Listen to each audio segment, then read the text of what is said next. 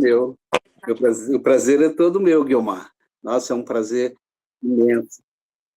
Aham, que bom. Bom Tá, dia. Então, eu peço a Maria bom Fernanda dia. que esteja. Bom dia a todos. Peço a Maria Fernanda, então, apenas para ler a sua mini biografia, e aí a gente te dá um momento para você falar da sua trajetória, Tá. Roberto. Depois, Uhum. os alunos vão colocar perguntas para você, né?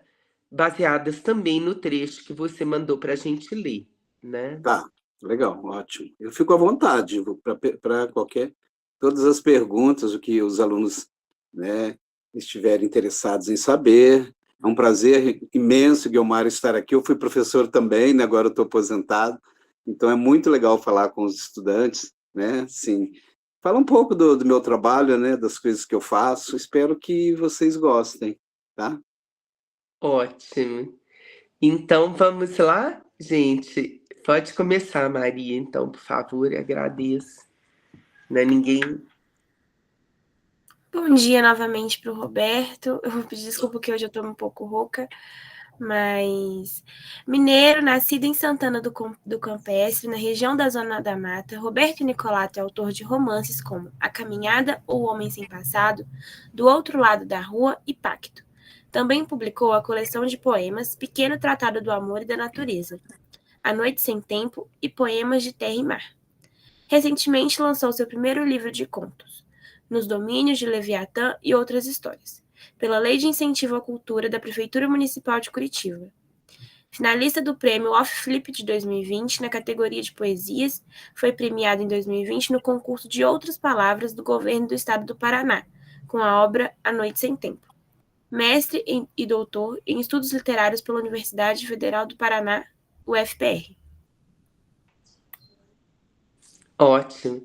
Então pode começar, Roberto. Conta um pouquinho para a gente da sua trajetória como professor e escritor, né? E aí depois eu vou abrir para as perguntas, tá? Obrigada, Ok. Maria. Tá? Muito obrigada, querida.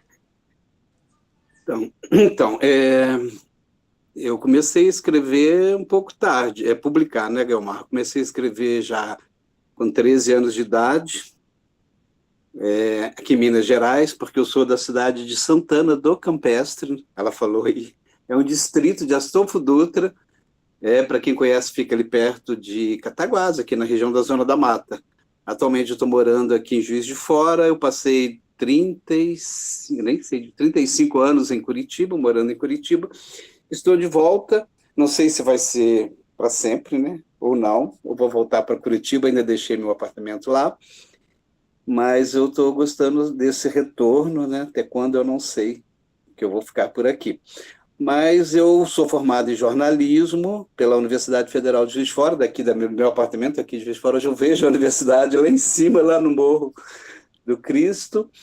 Eu sou formado em jornalismo e tenho mestrado e doutorado em letras, estudos literários pela Universidade Federal do Paraná. Eu fiz muito depois, eu comecei a fazer o mestrado e doutorado com 40 anos, ou, quer dizer, o mestrado com 40 anos, depois de uma carreira já um pouco consolidada no jornalismo. Eu formei aqui, fui em Campo Grande, Mato Grosso do Sul, depois eu fui morar em Curitiba. Então, tive uma passagem lá em Campo Grande, Mato Grosso do Sul, capital do Mato Grosso do Sul. E eu comecei a publicar em 2013, já nem sei mais, né? O tempo passa muito rápido. Então, 2013, eu comecei a publicar um pouco tardio, né? Quer dizer, eu já escrevo desde os 13, como eu já te disse, eu disse para vocês, aos 3 anos de idade, eu não tinha livros em casa, quando eu era criança, nunca tive livros em casa, só tinha livros no colégio, e eu comecei a ter acesso aos livros quando eu mudei de Santana do Campestre, que é um distrito, né, pequenininho, um povoado, quando eu fui para Ubá, que a minha família mora em Ubá, e lá eu tive contato com os livros que eu digo numa livraria, né, Aí que eu comecei a ler Drummond, que aí eu fiquei assim, extasiado pelo universo literário. Foi muito bacana essa descoberta, e eu não tinha esse contato com a literatura, a não ser textos esporádicos. Com os professores eu tive, assim, quando criança, uma coisa que me marcou muito foi um livrinho de leitura de alfabetização, que a professora ia colocando uma folha a cada dia, sabe? Então tinha um colchete, a cada dia ela colocava uma história. Era a história de um menino que ia para o interior, que era da cidade, ele ganhou um carneirinho na fazenda, e as histórias, cada dia a professora colocava uma página, e um colchete ia aumentando o livro. E isso, assim, foi muito bacana. Isso eu tenho uma lembrança, assim, fantástica. Eu não tenho mais esse livro, gostaria, né, de ter guardado, mas foi uma experiência assim fantástica, assim, uma lembrança, uma recordação que ficou, sabe? Porque é uma coisa muito afetiva e assim é um aprendizado, né? Até o próprio aprendizado da narrativa, né? Daquela suspensão, daquela o que vem agora, qual a história que vem.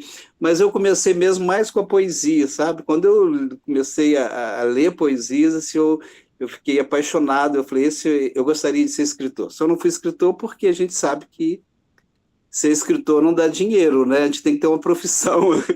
Tem que ter uma profissão, né? Aí não é fácil. Não é fácil, né, pensar em Guilherme? sobrevida, melhor É, não é, ter a escrita como, né? A é, escrita sempre no Brasil é um hobby, né? é um hobby, é isso Não pode mesmo, ser é a um hobby. atividade principal, né? Mas assim, aí eu comecei com 3 anos, eu comecei a fazer umas poesias, e eu lembro assim que eu acho que eu não sei essa questão. Hoje eu não sou tão tímido né, quanto eu era lá nos 13, na minha adolescência. Eu me retirava, assim, sabe, de repente ir para uma montanha, ficava vendo a cidade de cima, o bar, e aí lá já começava a fazer umas poesias, assim. Assim, isso continuei trabalhando, fiz jornalismo, trabalhei em jornais, trabalhei em televisão, lá em Curitiba principalmente. E depois, com 53 anos, que eu falei, agora eu vou publicar, porque eu já tinha muitas coisas, mas eu não me achava ainda amadurecido, não achava que meu trabalho estava amadurecido, que eu acho um erro, talvez, sabe? Porque a gente fica se cobrando muito, não está legal, não está legal, e você acaba não fazendo. E também mesmo porque a atividade jornalística demandava muito tempo na minha vida. Aí eu acabava fazendo as poesias, outras coisas, no momento assim que eu tinha, né, livre. Mas aí eu falei, agora é o momento de colocar a cara a tapa, né? Como a gente se diz, né? Tem problema ser ridícula, né? Vamos lançar o primeiro livro. E acabei lançando o primeiro livro com 53 anos. Eu estou com 65, então são Ótimo. 12 anos de literatura. Assim, não me arrependi, porque você chega a 12 uma anos de fase publicações, de né? Mas uma publicação, vida toda de uma vida toda de literatura, porque realmente eu respirei literatura, vivi literatura todos esses anos, né? E aí eu vi que depois que você escreve, você vai só aprendendo, você vai melhorando. Tem pessoas que não melhoram, né, Guilmar?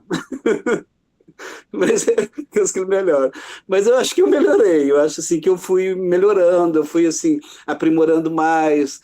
Eu acho também que eu fui lendo mais coisas também de teoria, porque a teoria também é importante, sabe? Como eu fiz o mestrado, eu já fiz o mestrado com 40 anos, e eu cheguei à conclusão de que, falei, puxa vida, a vida vai passando, né? E se você não faz, depois lá na frente você se arrepende, por que eu não fiz? Então, melhor você fazer, mesmo que você não seja uma coisa bacana, legal, mas você fez, você tentou, você construiu alguma coisa naquilo que você sempre sonhou, né? E é isso que eu sempre pensei, sempre quis para mim, me tornar um escritor, assim, e escrever. Então agora eu escrevo, estou tentando construir uma carreira literária. Lógico que estou no começo ainda, eu me considero no começo, porque tem muita coisa para fazer. Eu acho que tem né, eu fiz muito pouco ainda, eu sou muito indisciplinado, né? Devia, se eu tivesse essa disciplina, eu acho que teria uma produção bem maior, muito maior, porque eu escrevo muito rápido, assim, eu faço as coisas muito rápido. Não sei se eu acho que um pouco da herança do jornalismo, de tentar, não é tentar, eu escrevi um livro, esse último livro, escrevi um mês, o livro de poesias. que vai sair agora. Estou esperando me mandarem os livros. Então, eu escrevi em um mês, escrevi todas as... Mas, assim, tinha poesias antigas. Mas eu sempre digo que meu trabalho é de trabalho com poesias, e até de ficção também, é um trabalho de uma vida inteira, né? Porque eu estou sempre resgatando textos antigos. Como eu não publiquei, aí ficaram textos lá na gaveta. Aí eu vou tirando, tiro um, melhoro, resolvo ali. E agora, eu acho que agora eu limpei as gavetas. Mas eu peguei, eu tenho esse último aqui, que eu passei uns poemas para vocês, tem poemas de 1980, que eu fiz em Juiz de Fora. Lógico, eu achava assim, eles sozinhos, eles não, de uma certa forma, sozinhos, eles acho que eles eles não se erguiam, sabe? Eles não têm sustentação, não tinham sustentação. Mas dentro de uma compilação de textos, acho que eles ganharam uma sobrevida, assim, sabe? E eu vi que depois de tanto tempo não eram tão ruins, era uma questão só de trabalhar. Então, basicamente é isso, né? Eu estou vivendo, eu publiquei 6 livros, até agora 7 livros. A minha ideia era publicar um por ano, mas eu acabei publicando 7 livros. Então, são 3 romances, um romance que é o primeiro. Posso continuar falando? Posso, né? Tem bastante tempo, né? Sim, claro, pode sim. Tá, deixa eu achar eu não achei o primeiro aqui. Deixa eu pegar o primeiro aqui, tem um primeiro. Esse livro aqui é o primeiro, chama Caminhada ao Homem Sem Passado. É um livro sobre Machu Picchu. Então, na verdade, ele é um romance de viagem, sabe? Eu fiz uma viagem para Machu Picchu, eu fiz uma história imaginada, E é né? muito impressionante, né, Machu Picchu, no É, Peru, né? muito legal. A Aí eu cidade coloquei, perdida dos Incas.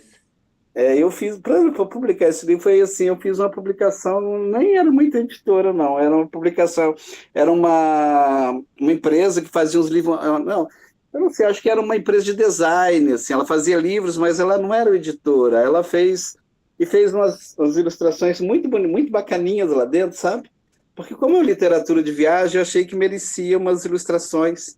Então tem umas ilustrações bacanas sobre a passagem do personagem, né? Ó, tem ele aqui, assim, é bem singela, assim, eu gosto muito desse tipo de literatura de viagem, sabe? Dessa coisa do andarilho, do caminhante que vai descobrindo as coisas, né, nas estradas, pelo mundo, vai vendo, subindo as montanhas, observando os povoadinhos, as cidadezinhas, aquela coisa bem Hermann Hesse. E aqui, nesse livro, aí eu fiz um personagem que vai em busca do passado, sabe? Aí tem uma mulher que rouba o passado dele. Então ele vai saindo de Campo Grande do Brasil até Machu Picchu. E nessa viagem, uma viagem assim, de busca dele, do interior mesmo dele, sabe? E essa mulher vai restituindo o passado dele, entendeu? Ela vai restituindo, ela roubou o passado dele, e aí ele vai voltando ao passado, à medida que ele vai avançando para Machu Picchu. E vai tendo lógico, tem toda uma questão ali espiritual, de conta consigo mesmo. Eu gosto desse livro, eu reescreveria ele, sabe? Porque foi o primeiro, ele é um pouco, acho que um pouco prolixo, assim, sabe, na linguagem. Mas eu gosto Eu me interessei imediatamente pelo que você conta. Acho que você deveria, sim, eu acho que sim. republicar, né? Reescrever, republicar, né? Pois Dando é. com mais divulgação e tudo. Pois né? então, ele ficou lá, tá lá. Fiz 1.000 exemplares na época, mas já também só 2. Eu sou Imagina. eu sou o tipo da pessoa que eu não gosto de ficar com o livro em casa. Se eu não vender, eu distribuo o livro. Eu acho que o livro é para as pessoas lerem, entendeu? Eu não vou ficar guardando o livro em casa, assim. Ainda tem agora do último ainda ficou aqui, mas eu não vou ficar com o livro. Vou falar. Os meninos já podem saber disso aí, viu? Não, eu gosto de presentear. Já me falaram que não é bom, Guilmar. Dizem que não é bom ficar doando livro, sabe? Mas assim, eu sou muito ruim de vender. Eu faço a mesma coisa que você. Se não é bom, eu faço a mesma coisa que você. Estou sempre distribuindo também. Não fico com nada. Então, aí esse livro, assim, então, assim, a minha literatura é bem diversificada, assim. Eu sou uma pessoa sou muito geminiano, eu sou geminiano, né? O geminiano está assim se jogando para tudo quanto é lado, né? Joga para lá, tem uma percepção múltipla das coisas, né? Não é uma pessoa muito que tem uma unidade, não. Você sabe, né? Então eu sou muito pluralista, muitas coisas me interessam ao mesmo tempo. Então isso até muito é bom, mas ao mesmo tempo meio ruim, né? Que você tem que criar uma certa identidade, assim, fica jogando para tudo quanto é lado. Mas no fundo, assim, a gente vai chegar lá, né? Depois de tanta se espalhar para tudo quanto é lado, né? Você acaba chegando num lugar depois, não sei como, né? Bem, esse aqui é o segundo, chama Do Outro Lado da Rua, né? Esse livro aqui eu gosto muito dele, esse livro experimental que eu fiz, sabe? Meu livro mais experimental, é um romance, na verdade é uma novela, meus livros são curtinhos, finos, né? Então ele conta a história de um senhor de uns 80 anos que também ele está ligado ao passado. Ele viu um cara, um rapaz, um homem, um jovem, na época de juventude dele, ele viu um cara caindo na calçada, ele não fez nada, sabe? Então, um livro, na verdade, isso aqui é uma continuação do conto Uma Vela para Dario, do Dalton Trevisan. Já viu? Já conhece esse conto? Uma Vela para Dario? Eu devo conhecer, que eu li muita obra do Dalton. Eu fui editora do Dalton, né? Então você deve lembrar assim, é do cara que cai na rua, ele vai andando e as pessoas, ao invés de ajudar, elas vão tirando. Então é o Dario dele. É um estrangeiro, ele é um estrangeiro, chega na Curitiba dos anos 50, aí ele vai andando, ele vai pela rua, ele tem acho que um infarto, e ao invés das pessoas ajudarem, aquele espírito assim, meio cosmopolita de cidade que está crescendo, e assim, sabe, essa desumanidade, eles vão tirando as coisas, assim, até que é muito lindo esse conto. Esse conto eu acho que é um dos meus preferidos. Aí eu fiz um cara na frente da rua, assim, no prédio na frente, vendo o outro cara cair e não faz nada. Só que ele tem envolvido, aí é uma história que passa nos anos 50 em Curitiba.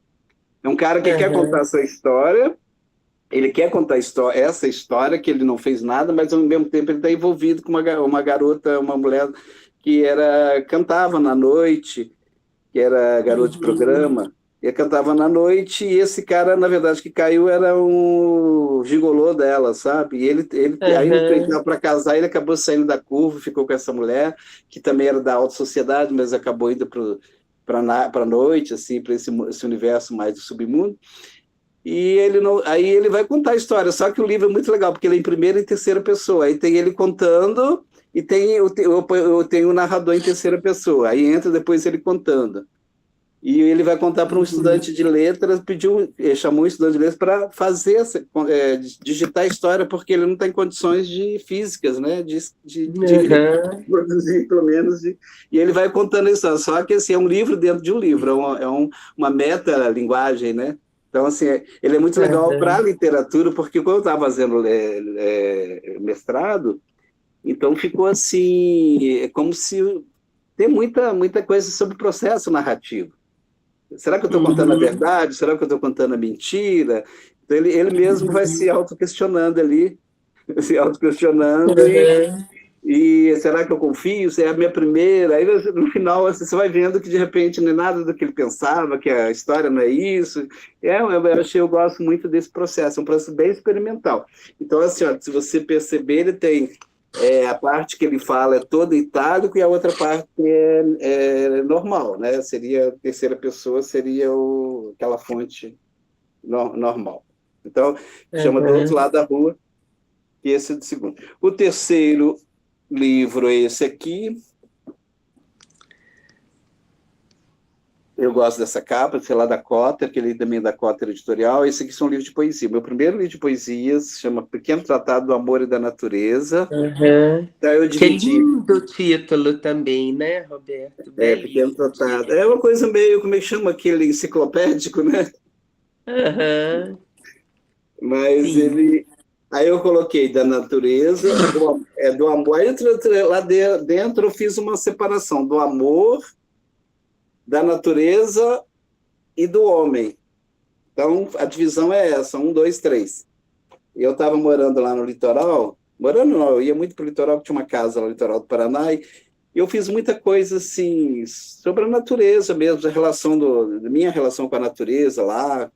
Então, ele tem muito de natureza, tem muito dessa observação da natureza, as impressões da natureza, sobre o amor também, algumas discussões metafísicas. Então, ele é um livro bacana. Eu acho que no final tudo vai se resumir do amor, toda a minha poesia, né? Do amor, as poesias de amor, as poesias do homem e a poesia da natureza, que são três vertentes que eu acho que ela, se a gente colocar tudo na caixinha, né?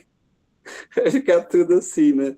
Fica três, são três. Então, esse livro eu gosto muito também. Aí veio depois, eu fiz o Pacto. Esse pacto também, você vê, olha, já estou passando para outras histórias. Esse pacto aqui, ele passa em Juiz de Fora, esse livro. Então, é um livro que só saiu na internet.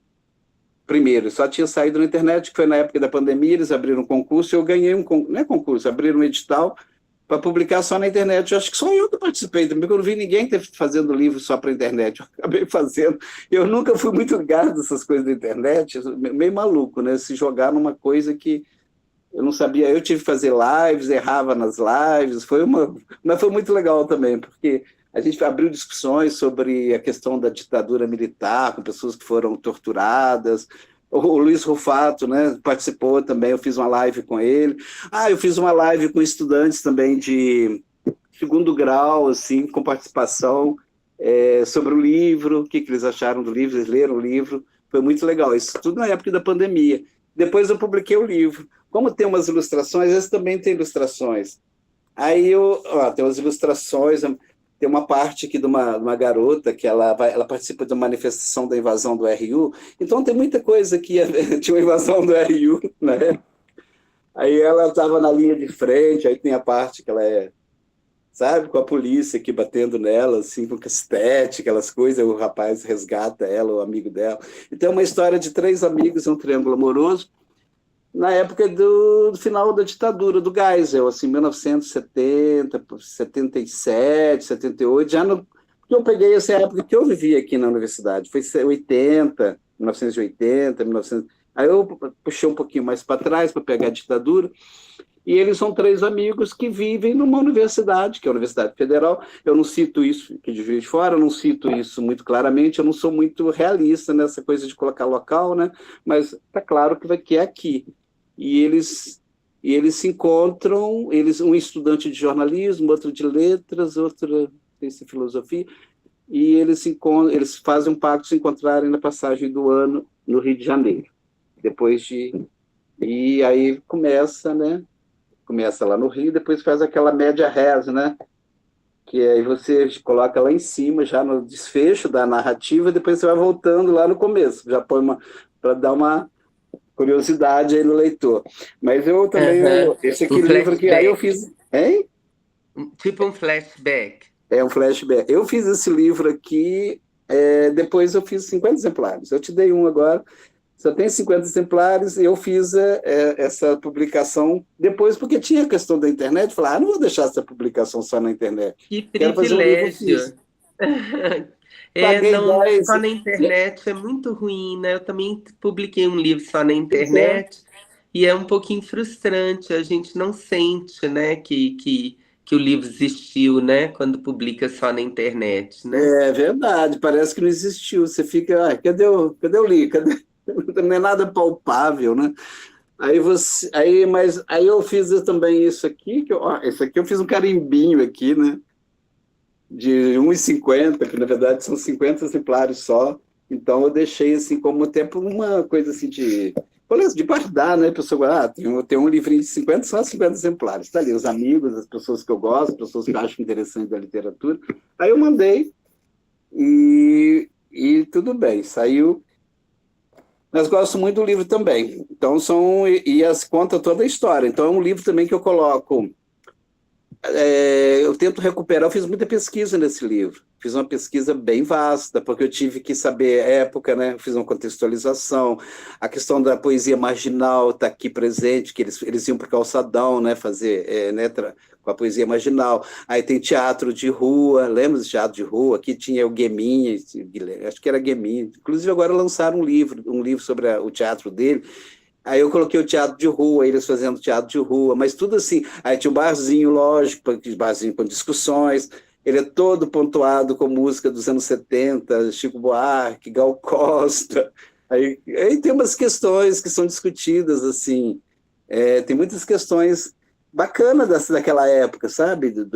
Um dos estudantes, ele desaparece, sabe? Depois é morto, encontrado morto. Então, a discussão ali, vão para a rua, não vão, manifestações, aquelas coisas, mas não não como o Rio de Janeiro e São Paulo como os protagonistas, sabe, como o lugar que acontece. Eu fiz uma coisa meio na periferia, assim, como esse movimento estudantil, ele se deu mais na periferia, não. Lógico que as coisas aconteciam com muito, né, com muito mais repercussão lá no Rio e São Paulo, mas isso não quer dizer que, né, que cidades menores, como a cidade de Porto Médio, como Juiz de Fora, não existiu também toda uma discussão, né, todo um protesto, manifestos aí contra a ditadura. Então o livro, assim, ele é muito, né, aí as peças aqui, eu posso ler um pedacinho? Claro, claro, com Eu vou ler essa prazer. parte aqui. Isso aqui é um teatro. Eles estão numa. Não, eles Uhum. tinham um lugar que eles faziam teatro. Isso aqui é um livro muito estudante. Assim, eu considero sempre romance universitário, para te falar a verdade. Porque ele Aham. ele é jovem, eu acho a linguagem, eu tentei assim. Eu trabalhei muito a linguagem dele, mas ele é muito. Não é uma coisa muito complicada. Ele tem uma linguagem de jovem. Eu procurei na época, né? Mas não é uma linguagem meio suja, é uma linguagem mais. Sei. Tá. Com Então, gírias, com com gírias mais gírias dos anos populares, 70, né? aqui ele fala, isso aqui está numa peça falando, Euclides era um sujeito idealista, um cara de classe média urbano, com menos de 20 anos de idade, isso aqui é o narrador dizendo, não, seu corpo seria esquartejado em praça pública, pedaços do corpo do subversivo espalhados pela cidade, depois de ter sido levado à forca, pregado numa cruz, colocado num pau de arara, morto com 80 balas disparadas por fuzis. A plateia escolheria a forma de tortura. E Euclides não seria mais que um herói romântico, sentado no solo fértil da pátria chorosa mãe gentil. Ele está narrando aqui como é que seria essa peça que esse personagem, as pessoas, de uma certa forma, elas escolheriam o final, né? Que era muito próprio daquele teatro do... Como é que ele chama lá? Você tinha participação? Que era um teatro mais popular, um teatro mais engajado, Boal, Augusto Boal, né? Que a gente até o Artigo Zé Santos. Teatro do oprimido. Teatro do Oprimido, Zé Santos, você lembra do Zé Santos? Que era de São Paulo. Ele tinha Sim. uma peça que a gente fazia aqui, eu era péssimo ator, né? Mas era bem tímido também. Mas aí ele usava muito o teatro do Boal, sabe? Então eu fiz assim tinha essa parte teatral que era feito nesse casarão, que era um casarão onde os estudantes se reuniam. Então era assim, era uma coisa muito coletiva, né? Como existia nos anos 70. Então eu tentei nesse livro recuperar um pouco essa vivência política, existencial também, de como eles se envolviam. A moça, eram dois rapazes e uma moça, e ela é bem feminista, sabe? Ela já é feminista na época, né? Coloquei uma mulher feminista, um cara meio místico, o rapaz que quer ser antropólogo, que quer viver no meio dos índios, depois ele vai para o Mato Grosso do Sul. Então essa é uma história que eu gosto. Bem, aí acho que é isso. Deixa eu ver se tem mais alguma coisa. Aí depois eu fiz A Noite Sem Tempo, que é esse, que é o mesmo desse, né? Só que esse aqui tem uma capa Van Gogh. Eu acho um pouco óbvio essa capa, mas tudo bem. Mas Mas é muito isso. linda também, A Noite Estrelada né? do Van Gogh, né? Muito É, linda. é muito linda, embora tão repetida, né, essa imagem. Ela é muito repetida. E essa aqui é a outra versão que saiu, porque essa versão aqui, como eu ganhei esse prêmio, que eu fui escolhido nesse prêmio aqui, desse livro aqui, esse não foi publicado, ele não foi publicado na época, isso foi na época da pandemia. Eu recebi um valor bacana até, não sou eu, faz parte de uma coleção, 20 acho que 20 escritores foram escolhidos para fazer. Hoje vai sair, inclusive vai ser lançado, vai lá em Curitiba esse livro. Isso depois de 5 anos, né? Ou seja, eles fizeram o concurso, demoraram 5, 6 anos para publicar o livro. Como eles demoraram 5, 6 anos, eu publiquei o livro por conta própria, pela Cota, na época da pandemia, porque eu queria deixar registrado. Eu li, achei belíssimo. Já li, achei muito bonito. E adoro o título, A Noite Sem Tempo. É um título muito bonito. Esse livro, assim, ele tem, eu faço uma... essa Noite Sem Tempo é uma coisa assim, meio fora, tipo, sem tempo mesmo, né? Aquela questão do tempo, tem o tempo cronológico, o tempo psicológico, e aquele tempo que você para tudo, né? Aquele tempo que ele fica em suspensão e que tudo pode acontecer, né? Para o bem e para o mal, né? Tanto para o bem como para o mal. Mas essa suspensão ela pode ser sei lá, né?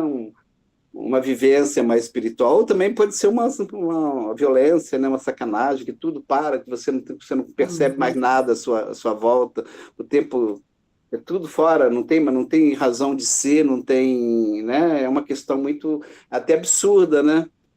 Como é o poema que dá título aqui, que eu tento fazer. Então, acho que são esses. O último, que seria o 7º, que é o livro de poesias, que chama... como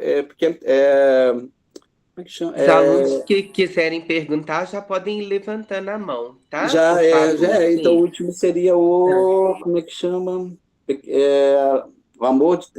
Poemas de Terra e Mar, que é um poema... São poemas que eu também recuperei, poemas de gaveta e poemas do Mato Grosso da praia, onde eu morei.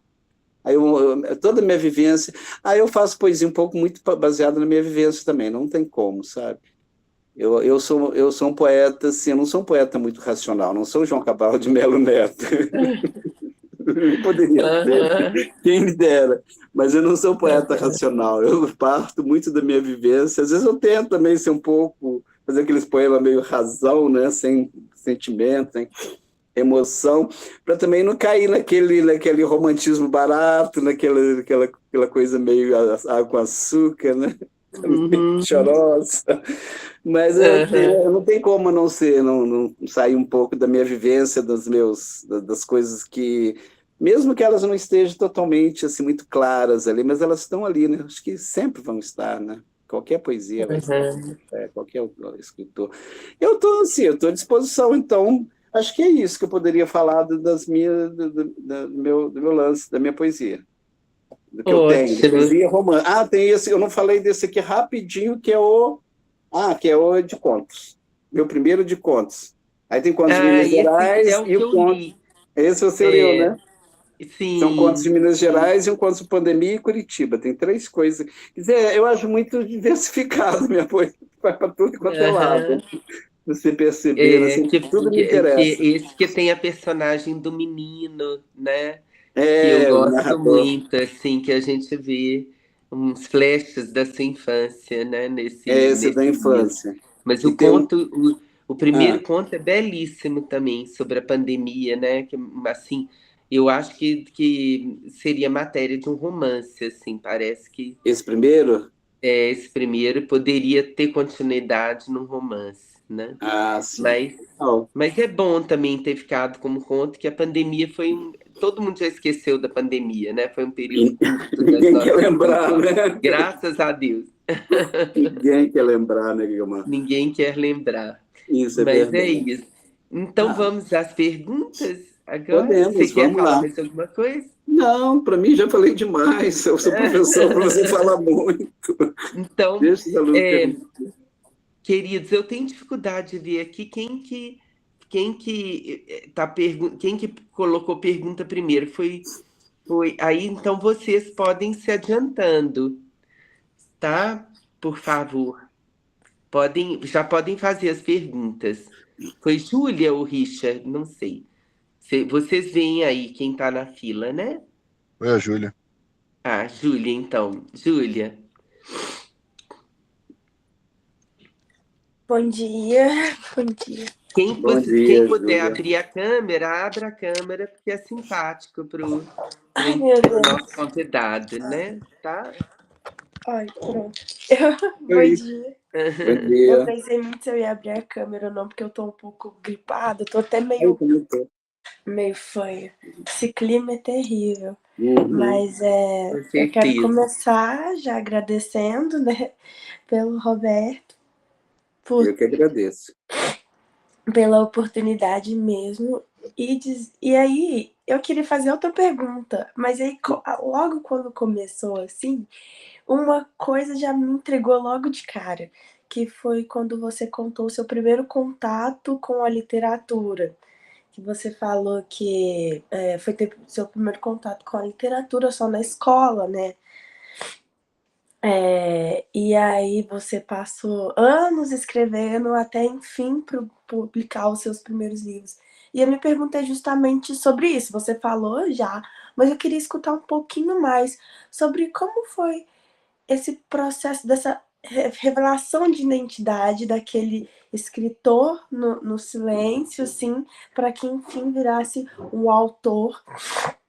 E como foi importante esse primeiro contato seu com a literatura, porque é uma parte que me pega muito, porque eu sou da pedagogia e Uhum. eu faço um subprojeto também que é sobre literatura infantil no processo de alfabetização de crianças.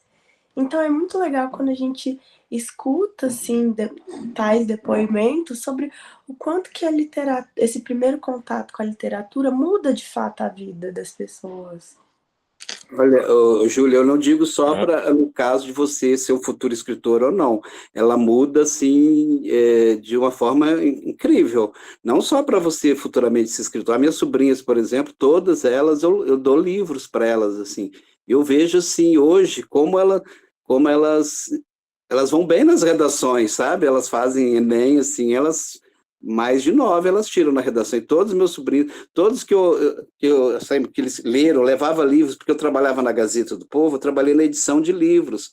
Então vinha muitos livros de biblioteca e muitos livros sobravam. Eu enchia, assim, escolhia os livros bacanas para as sobrinhas lerem, e elas leram, e elas gostam de ler, e assim, como isso, sim, repercutiu na educação delas, assim. Isso é importantíssimo. Agora, para escritora, assim, essa descoberta foi uma coisa assim, impressionante na minha vida. Porque, assim, como você era assim, uma pessoa muito tímida, geralmente os tímidos, né, eles tendem a retrair e eles criam um universo muito próprio, né? Então, como você tem um livro, quando você entra no universo do livro, você começa a descobrir logo lugares, coisas, linguagens. É um mundo assim que se abriu para mim de uma forma maravilhosa. Eu acho assim, isso tudo muito sozinho, entendeu? Eu não tive assim, eu estou falando no ensino primário que eu tive esse livro assim, mas a literatura mesmo foi uma descoberta praticamente sozinho, assim, sabe? De pegar o livro, de andar na cidade de Ubá, porque eu morava numa cidade muito pequenininha, não era cidade, né? 3 ruas lá em Santana do Campestre, hoje já aumentou um pouquinho, mas assim, eu cheguei em Ubá, assim, quando você descobre o mundo, você começa a ver, começa a abrir um livro e você vê, começa a ler, até as poesias, que já é uma coisa mais. E esse universo, que a poesia é uma coisa muito para ser descoberta, né? Você vai lendo, né? Principalmente as poesias simbolistas, né? Elas têm uma abertura para muito mais coisas, né? Ela é muito fechada, então ela tem N significados, muitos significados, então é polissêmica, né? Esse texto, o texto poético. E eu comecei a descobrir, me encantei. Então era uma maneira de eu vivenciar outra vida, de eu falava, eu quero ser escritor. Mas aí até quando eu fiz eu escrevi, eu tinha uma redação bacana, sabe? Eu tinha uma certa criatividade para fazer redações.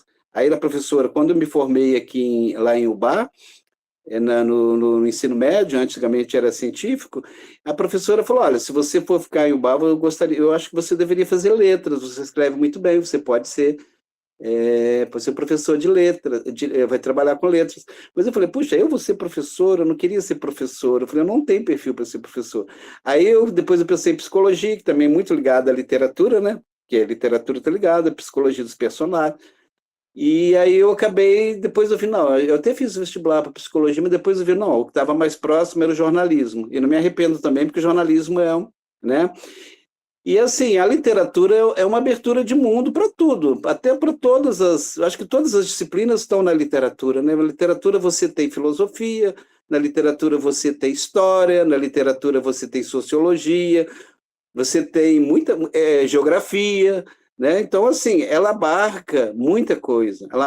Por isso que eu estou dizendo que ela abre você não só para a percepção do mundo, mas também para o conhecimento, né? Isso é importante para um aluno, para ele entender o contexto histórico, contexto econômico, e as sensações, sentimentos, linguagem, aprender a nossa língua também, né?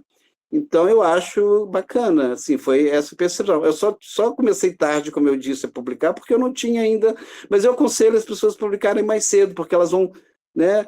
Agora, tem poetas, escritores que já nascem prontos, né? O Arthur Rimbaud, né? Que já escreveu um livro com 17 anos, já estava escrevendo um livro maravilhoso de poesia, né? Então, assim, mas eu não me achava, eu sou muito crítico, eu achava que meus poemas não estavam bons. E romance, assim, eu demorei, mas eu fechei tudo. Quando eu fiquei nessa época da pandemia, eu fechei 4 livros. Trabalhei 4 livros, foi muito produtivo. Aí, mas antes da pandemia eu já tinha publicado aquele livro ali, né? E assim, eu não me arrependi, não, foi muito bacana. Tinha uma expectativa muito alta, mas a gente, como escritor também, a gente não pode achar que vai ganhar o mundo, que vai fazer sucesso, as coisas são muito difíceis, né? Mas é bacana, eu acho que estimular a criança, livros, literatura, eu acho que é um caminho aberto para muita coisa. Então, assim, você com né, pedagogia, eu acho que todo professor, né, acho que deveria, né, gostar de ler e incentivar os alunos a lerem. Não só cobrar, porque eu sou professor de português, vou cobrar lá o cara escrever bonitinho. Pô, também vamos pensar, né? Tem que escrever bacana, tem que entender um pouco tem que ter um pouco de repertório, né? É bom ter repertório, né? Você tem um repertório bacana, eu acho legal. Acho que vale a pena em tudo, até para você conectar as coisas, porque o conhecimento ele é muito analógico, né? Uma coisa tá puxando outra.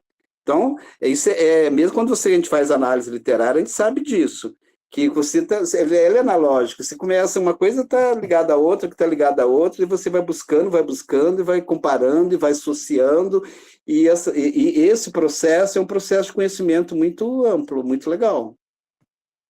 Não sei se eu respondi, se é isso que você... Não, respondeu sim, Tá? sim.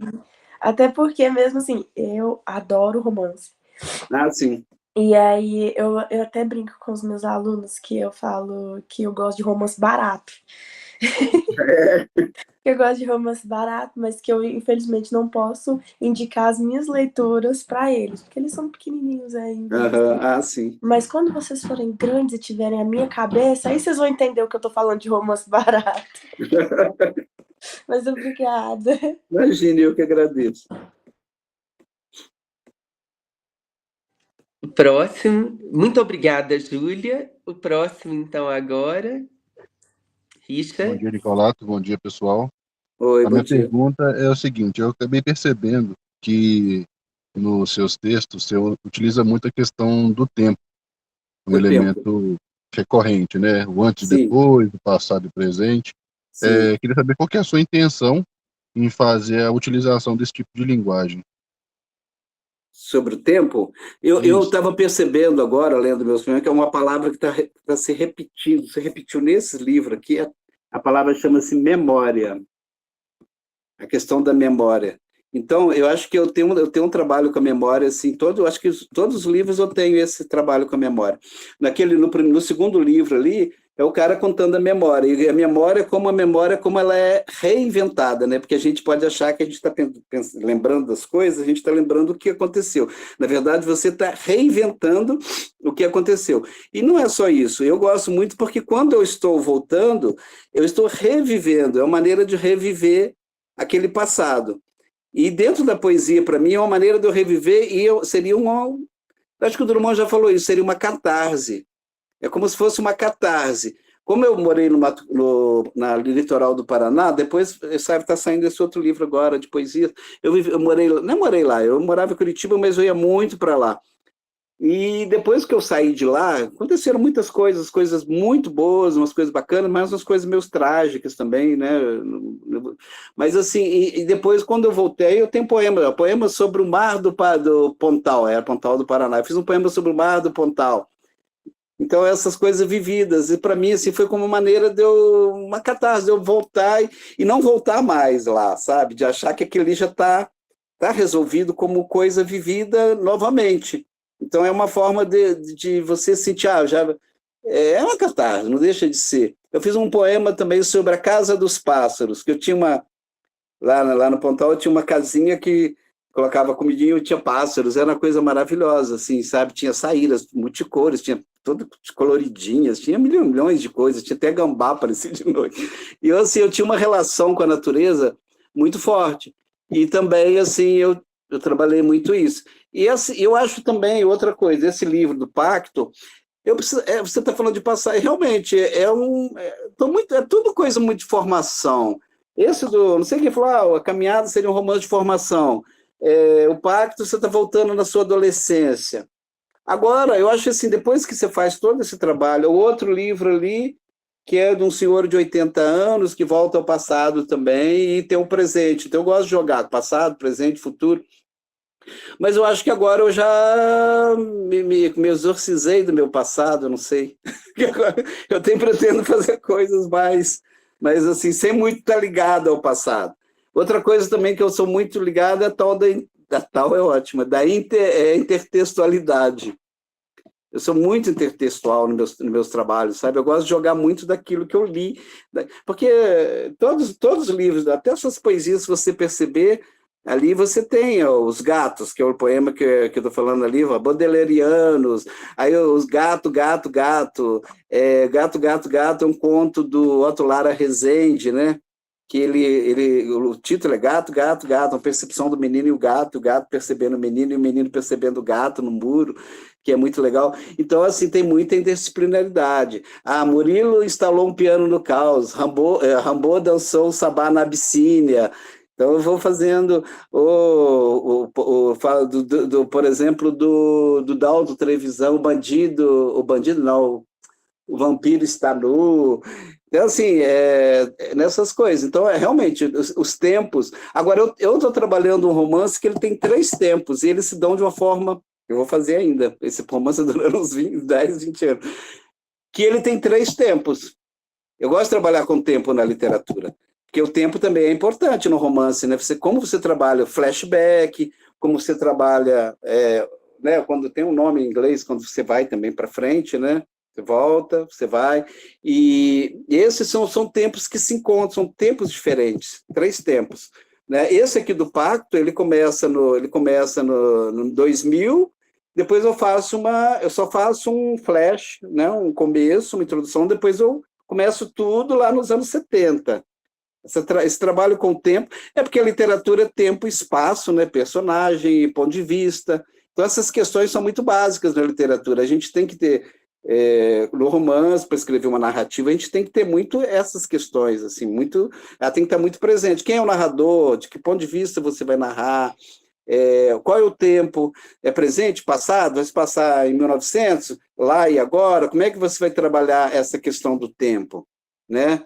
Agora, na poesia, realmente, a poesia também tem coisas... Agora, você trazer coisas antigas para um tempo agora, na poesia, coisas que foram escritas lá, eu tentei, assim, manter o contexto, né, da época. Mas, assim, tem muita coisa que você fala, pô, isso aqui não... como é que fala? Já está meio datado. Já está meio... ano ficou lá. Mas tem coisas que ainda bem que elas sobreviveram. Eu senti que elas estavam atuais ainda. Né? E na literatura também. Eu acho que aí é interessante você tentar dar um caráter mais universal mesmo, né? Quer dizer... tentar, né? Tudo muito difícil na literatura. Mas a gente vai também meio pela... né? Vamos tentando ver. Agora, eu gosto de trabalhar com tempo. Gosto de trabalhar com tempo nos romances e essa coisa do passado também, da memória. dessa memória. Eu tenho um poema que está aqui, que se chama Memória Revisitada. Está nesse livro aqui, chama Memória Revisitada. E fala, marcas dos tropéis reinam absolutos nas praças, no jardim subanião adormece o banco da infância. A voz repreendida, o acalanto dos fogos em explosão. Etéreas nuvens de algodão suspensas, adocicadas, passam fardos caminhantes de lenha nos ombros. Quer dizer, aí você tem algodão, você tem algodão doce, você tem nuvens, você tem... Então você vai criando as imagens. Eu acho assim a questão das imagética, né? É muito legal você trabalhar com ritmo, você trabalhar com as imagens. E esse poema aqui, para falar a verdade, eu não entendo esse poema. Na verdade, esse não é para entender, nem eu entendo. Eu fiz esse poema assim, que eu acho que num estado assim meio de... sei, tava meio que fala epifania, não sei. As palavras vieram, as coisas vieram, foram imagens, ele é muito imagético e muito também de imagens vão chegando.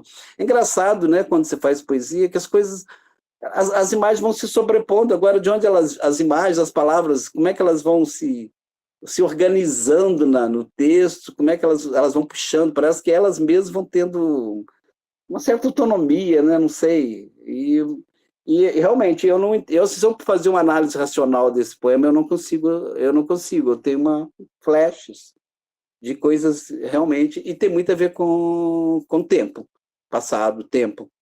Eu acho que sim, não sei. Por que é isso, eu não sei. Eu acho que eu preciso revisitar o passado, mesmo que o passado esteja lá. Às vezes a gente tem medo de revisitar o passado também, né? Da infância, por exemplo, e aí a gente vai ficando mais velho, aí que a gente vai tentando mesmo voltar mais à infância, quando a gente vai ficando mais, uma certa idade. Mas está tudo ali, você sempre é a mesma pessoa, mesmo aquele cara lá do interior, não muda. Você pode mudar o seu exterior, mas a sua essência é a mesma, não adianta. Vai continua. É verdade. O menino fica ali, né? O menino está ali, não tem como. Então é isso. Eu gosto disso, eu gosto dessa coisa criança, eu acho que a gente não pode perder, sabe? Essa coisa meio infantil, essa coisa inaugural de você olhar as coisas como se olhasse pela primeira vez, sabe? É isso que a minha poesia, né? Essa poesia a minha poesia é muito assim, de desvendar o que não está muito óbvio às vezes, sabe? Eu tento desvendar ao mesmo tempo que não é desvendado, né? Aí você cria mais possibilidades de percepção ainda. Você quer desvendar, mas você acaba criando mais percepções e mais coisas, principalmente em relação à natureza, né? Eu estava lendo o Rimbaud ali, tem um poema que eu falo ali do Rimbaud, né? Do Rimbaud não, do Basho, que é aquele poeta japonês, do que ele escrevia os haikais, né? E ele tem um contato com a natureza, que é puramente a natureza, né? Como ele percebe a natureza, o instante da natureza, aquele instante próprio ali, sei lá, as coisas estão desabrochando, ou quando ele sai da cabaninha dele, vai deixar os amigos. Aí eu fiz esse poema, eu estou falando aqui, né, gente? Pode ler. Estou falando dos poemas também aqui, que eu passei um poema para vocês que chama Caminhante. E esse poema eu dedico ao Basho, que é esse aqui. É um poema longo. Eu não fazia poema longo. Depois da pandemia, eu acho que por isso que eu acho que eu melhorei. Estou fazendo poemas longos, eu consigo fazer uns poemas grandes. Então, assim, ele vai. Está decretada ostensiva conspiração. Ao poeta na sala, o abajur exibe a luz revoltosa. A televisão apagada sacaneia acontecidos. E aí vai. Então, aí eu começo assim, porque eu tive uma dificuldade para começar esse poema, porque ele começa uma coisa muito prosaica, assim, sabe? São coisas do cotidiano. E depois o poeta vai caminhar, ele vai sair, deixar a casa dele, vai deixar toda essa vida prosaica, esse cotidiano aqui. É primavera, a natureza tece o último, é hora da despedida dos amigos da sua morada. Aí ele vai saindo, como o Basho fez, né? Faz, né? Acho que são sendas de Oku, que ele vai saindo da cabana dele, despede os amigos, ele vai caminhar, acho que até o Monte Fuji, eu não sei se tem o Monte Fuji, mas ele vai fazendo os haikais ao longo do caminho, né? Então ele fala, casa de boneca, fica a casinha dele lá, ele vai, à medida que ele vai fazer. Aí eu fiz, dentro do poema, eu fiz um haikai que Tá assim, ele canta uma canção de despedida, quando ele despede, né? Velha construção de fumaça, é natural que o dia se faça.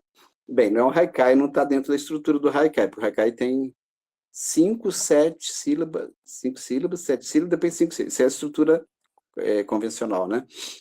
Mas eu fiz, velha construção de fumaça, a imagem, é natural que o dia se faça. Então ele está amanhecendo e aquela fumacinha está saindo lá, ele está... essa é a imagem. Aí ele vai, o poeta caminha pela estrada infinda. Aí vai dizendo que só tem a lua e a sombra como companhia, e longos serão os dias, né? Até ele encontrar o monte, a caminhada dele.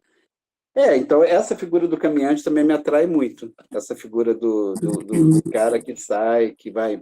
Igual eu faria outros livros assim, sobre literatura de viagem, mas teria que ter um tema bacana, alguma viagem a partir de alguma coisa já feita, né? Então é isso. Obrigada, Richard. Agora, então, é o Rafael, o próximo. Rafael? Sou eu, na verdade. Ah, Emily. Emily, tá. Não, na verdade, sou a Daniela. Ah, Daniela, é porque eu não consigo ver no Tá celular a ordem. Desculpa, gente. Não, Então, tranquilo. vamos lá, Daniela. Bom dia, gente. Bom dia, Nicolato. Bom dia. Minha pergunta apesar da gente saber, né, que... Peraí, tá acabando minha bateria, eu esqueci, caramba. Ai, que chato, peraí, vamos entrar tudo de novo, gente, vocês me desculpem. Conseguiu aí? Não, tá encerrando, você vai me dar 5 minutinhos aí, gente, vai fazer um intervalo. Pega o carregador, então, e volta, querido.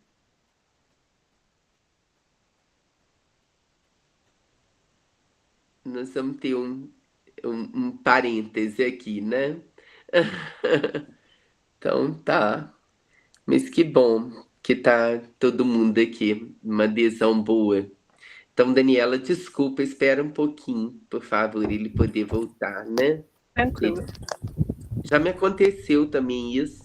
Inclusive, até tem que olhar como é que tá a bateria do meu também. Assim, é tão difícil fazer no celular, mas não tem outro jeito. Não, minha bateria tá ok, né? Quem de vocês escreve aí? Eu vi que o Jean falou de livro dele. Quem mais escreve, hein, queridos? Gostaria de saber quem de vocês já tem uma produção escrita em poema ou tentativa de romance, de conto.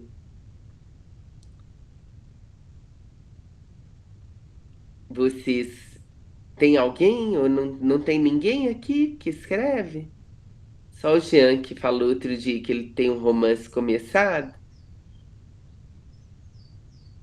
Vocês já pensaram em escrever? Algum de vocês? Eu sempre preferi mais ler mesmo. Nunca achei que eu tenho muito talento para escrita. Ah, mas é um exercício que vocês devem cultivar, viu, queridos? Sabe, eu aconselho, assim, a começar com um diário. A Emily está falando que já escreveu trovas. Ah, que bom, Emily. Eu aconselho, assim, começar a tentar, assim, eu não tenho diário, mas eu tenho uma espécie de anuário. Eu faço um balanço do que eu vivi, assim, né? Então eu acho que é muito importante a gente cultivar a escrita, sabe? Fazer um semanário que seja uma vez por semana, sem muito planejamento, né? Assim, voltar à escrita é sempre bom. Roberto, você já está aí? Ainda não, né? A Júlia está Ele dizendo tá que assim, só que ele tá mudo, parece. pensa Tem em escrever microfone. livros infantis. Peraí, agora sim, Oi. acho que melhorou, né? Agora sim, agora você já tá... Sim, é que voltou mudo, tá bom. Desculpe a Ótimo. nossa falha, como diz. Esqueci de colocar bateria. Sem problemas, querido. Acontece, né? É longo também, né? A nossa aula é longo tempo e já me aconteceu também de passar aperto por causa dessa coisa de bateria. Então, mas eu sou Júlia, meio repete voado sua mesmo. pergunta, por favor. Tá. Então, Nicoleta, eu queria saber que, Hum. apesar da gente saber que não tem como controlar assim a recepção, queria saber se tem algo que você espera que seus leitores levem, né, a partir da sua escrita, das obras que você já publicou. Sobre a recepção dos leitores? Eu, para ser sincero, assim, eu acho é sempre fundamental, né, você saber o que que as pessoas acharam do seu trabalho, porque assim, o leitor assim, é uma coisa que ele está no ar, né? Ele não é uma coisa muito definida, né, para gente, né? A gente não sabe quem são os leitores. Mas eu tenho leitores assim, eu acho bacana você ter leitores que também são de vários espectros, né?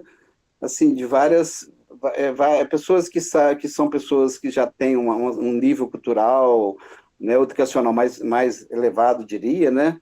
Ou também pessoas mais simples que não têm uma educação assim formal mais avançada, eu diria. Porque, assim, às vezes até minha mãe ela lê meus livros, ela fala, puxa vida, tem muita coisa que eu não entendo, suas poesias. Eu falo, mãe, às vezes não é para entender, é para você sentir. Às vezes muitas coisas eu também não entendo que eu escrevo, entendeu? Às vezes, então, assim, é a minha expectativa. Eu fico muito feliz quando alguém lê um trabalho meu. Por exemplo, a Guilherme falou, eu li seu livro, eu gostei. Poxa, eu fico assim, pô, que bacana. E vem de todas as pessoas, lógico que você gosta das pessoas, se você tem uma crítica, né, uma resposta das pessoas que têm já uma vivência intelectual ou uma crítica literária mais abalizada, aí você, lógico, você, poxa, legal essa pessoa, você vai ficar feliz. Mas eu também gosto dessa recepção das pessoas, assim, que não tem costume de ler, que, eu gostei, eu li seu livro, achei muito bacana, algumas coisas não entenderam. Eu falei, não entendeu, vai, passa para frente, né? Algumas palavras não foram legais, assim, eu não... Depois você vê, o importante é o contexto, sabe? Mas a questão da recepção, hoje, agora se eu pensar num nível mais crítico, a gente não tem mais hoje a crítica, né? A crítica acabou, né? A crítica literária, ela é muito restrita hoje, ela está muito num universo muito pequeno, né, depois os jornais acabaram. Então, assim, resenha em jornal a gente pode falar quase praticamente não existe. Você tem um rascunho, que é o jornal lá de Curitiba, que é do Rogério Pereira, assim, que eu conheço, mais algumas revistas que também circulam dentro de um universo mais restrito, né, dentro das pessoas da área de literatura.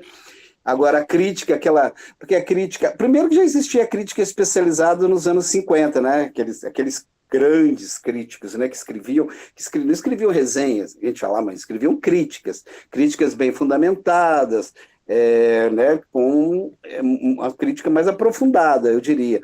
Depois passou estética, né, crítica mais estética. Depois, assim, aí veio a comunicação de massa com os jornais, aí a resenha tomou conta, mas a resenha é justamente para você comprar o livro, ela não te dá uma crítica muito profunda, mas ela, para você mostrar o que é o livro, o que fala o livro, muitas vezes ela é muito massificada, ela é muito comercial, mas mesmo essa resenha já não existe mais, porque já não existe mais os jornais, então, assim... Eu, por exemplo, eu tenho muito poucas resenhas sobre o meu trabalho. Eu não tenho. É difícil, sabe? Voltar ao início. Então, eu não... Vocês estão me vendo aqui? Estão, né? Estão me vendo? Sim, sim, Tá. estamos te vendo bem. Mudou a configuração aqui. Então, agora voltou à configuração original. Então, assim, eu vejo que, por exemplo, eu sinceramente, que eu tenho aqui são orelhas de livro que falam sobre o meu trabalho, entendeu? Eu não tenho resenhas de jornais, eu não tenho um rascunho, eu tenho algumas matérias curtas no rascunho, eu tenho alguns trechos, mas assim, aquela crítica de antigamente, vou escrever no jornal sobre você, no Jornal do Brasil, que existia antigamente, ou no Globo, ou aquelas resenhas, eu não tenho nada. E também, assim, em Curitiba, por exemplo, já não tem nem mais jornal impresso. Não existe jornal impresso lá mais. Então, acabaram. Eu trabalhei com jornalismo cultural durante 4 anos, lá na Gazeta do Povo, em Curitiba. E a gente ainda fazia resenhas. Hoje não existe jornal mais. Jornal hoje é jornal da direita, extrema-direita, e tá lá, só no virtual, sabe? Então, mas assim, é muito bacana você ter uma resposta do que você faz. Infelizmente, né? Infelizmente, é porque O você aí espaço vai é cada balizar o vez seu mais trabalho, para onde diminuindo. você está indo, hein? O espaço para a literatura vai diminuindo cada vez mais, né? Os suplementos literários dos jornais sendo suprimidos, né? A gente só tem a internet e assim é tudo muito voltado para determinados nichos, assim. Hoje tem o Instagram, ou revistas, assim. Então as pessoas elas estão falando muito delas ou de quem elas conhecem, né? Dos amigos ali, muito restrito. Então não sei. Eu acho tudo muito complicado, mas também não estou esquentando muita cabeça, porque eu já passei por essa fase de ficar esperando muita coisa, de ficar. Então, assim, eu faço meu trabalho, se eu não tenho uma resposta, assim, igual, por exemplo, teve um livro que eu fiz um livro sobre Cuba, eu não publiquei até hoje. E tá lá, eu passei para minha amiga para ela leu o livro antes. Então, assim, isso é importante também. Eu passei para ela dar uma leitura. Ela fez uma leitura, ela fez umas críticas, falou: não está acontecendo nada no seu livro. Eu falei: não acontece nada. Assim, vamos fazer um enredo assim, com mais acontecimento, com as histórias mais, né, um pouco mais fortes, tal, com um desfecho melhor. Aí eu acabei até mudei tudo, mas assim, eu acho importante isso também. Mas eles também, teve outras pessoas que acharam que estava legal, que era um romance de viagem, que eu tinha ido para lá, e também não o importante não era o enredo, né? Mas tudo bem, eu acho que é por aí. Não sei se eu respondi aí o que você está perguntando, o que você queria saber. É isso? A minha intenção era mais passar algum tipo de mensagem específico, mas Como mensagem para. algum aspecto sobre a sua escrita que você tem interesse, assim, que você gostaria muito que o seu público leitor recebesse, de alguma forma? Algum aspecto da minha. Pois é, Se você você, tem alguma, eu entendo assim, se tem alguma mensagem que você gostaria que ficasse na memória do seu leitor, é isso, não é, Daniela? poxa, então as perguntas, não sei, que eu acho difíceis. É. Essas são difíceis. Assim, assim, da minha poesia, eu gostaria, assim, que as pessoas pensassem os meus poemas, não sei, assim, eu acho que é uma abertura para a vida, até para o mundo, para a natureza, desse contato do homem diante da natureza, de como ele percebe. Eu queria, eu não sei, eu acho, assim, para mim não importa vender livro, eu gostaria de ser um poeta reconhecido, mas pelo menos ter um trabalho de qualidade. Isso é importante, ter um trabalho de qualidade, um certo reconhecimento de qualidade. E por isso que eu acho que eu estou no começo, e para você tem que ter toda uma carreira. Agora, o que eu coloco, eu acho que eu tenho muita mensagem, a verdade é essa. Meus livros no fundo, tudo eu escrevo tem um objetivo, tem uma mensagem. Eu não escrevo por escrever. Tanto que eu disse que eu falei, eu sou jornalista, então jornalista, por exemplo, esse livro, Nos Domínios de Leviatã, ele fala sobre, ele tem uma discussão, todos têm uma discussão para o leitor levar para ele, sabe? Essa primeira, Os Domínios de Leviatã, é um cara que vai para o mar, ele naufraga, ele volta, a cidade está na pandemia, e depois ele tem que decidir entre ficar com a família ou seguir o rumo dele, porque ele mudou, ele encontrou, ele teve uma outra vida. Será que eu volto para minha família ou não volto? Volto para o mar? Entendeu? Aí essa é uma discussão. Essa outra discussão aqui, o cara do outro lado da rua também é uma discussão para o leitor, vai ficar para o leitor. É um cara de 60, de 80 anos que está no outro, ele tem outra moral, ele tinha uma moral diferente da moral que está hoje. Ele, na época que ele ia casar com uma mulher, ele ficou com uma prostituta, com uma mulher garota, e aí mudou toda a vida dele. Essa mulher morreu, ele viu o cara. Não, morreu não, o cara que mataram, o cara que era o gigolô dela, e como é que ele se coloca aqui, aquele. Sabe, aí o próprio estudante fala assim, mas você está se preocupado com isso não é tão importante hoje para a gente isso. Se você ficou com a mulher na época ou não ficou, você estava para casar, você traiu a mulher, entendeu? Então, são discussões assim que eu acho que elas refletem o momento que as pessoas estão vivendo. Essa do Bachô, tudo bem, é sobre o caminhante, mas tem, por exemplo, A Noite Sem Tempo. Eu acho que também tem poesias que também eu quero que as pessoas pensem assim, olha, é uma poesia sobre fascismo, né? Quebram-se os cristais na noite sem tempo de morte, fez-se a morte. Aí eles chegaram. Quer dizer, é um pouco narrativo meus poemas, assim, mas é mostrando um poema antifascista, porque ele vai começando com a Noite dos Cristais, que é a Noite dos Cristais dos judeus, né? Que os nazistas chegam, vão quebrando tudo, matando as pessoas, levando as pessoas presas, incendiando as casas, as sinagogas, e depois, assim, e o livro começa assim, quebra-se, aí eles chegaram quem? Os fascistas, né? Aí eles vão chegando, eles estouram o balão da criança, acaba com a poesia, mancham os lençóis de sangue, e aí o poema vai todo nessa cadência. É um poema que eu falo, é de burro na mesa, entendeu? Então ele tem uma mensagem ali para o leitor. Então, nesse sentido. Então, mais especificamente, cada uma coisa ela tem uma função, ela tem uma. Eu não escrevo, eu escrevo coisa de jornalista mesmo. De chegar no final e falar, olha, tem uma coisa completa, tem uma história completa, tem uma ideia completa, né? E esse da Noite Sem Tempo, eu publiquei o livro, fiz o livro, que é essa outra capa do Van Gogh aqui, porque a Secretaria de Cultura do Estado lá não publicou o livro, está demorando a publicar. Eu tive quase um problema com isso aqui, porque tinha direitos autorais.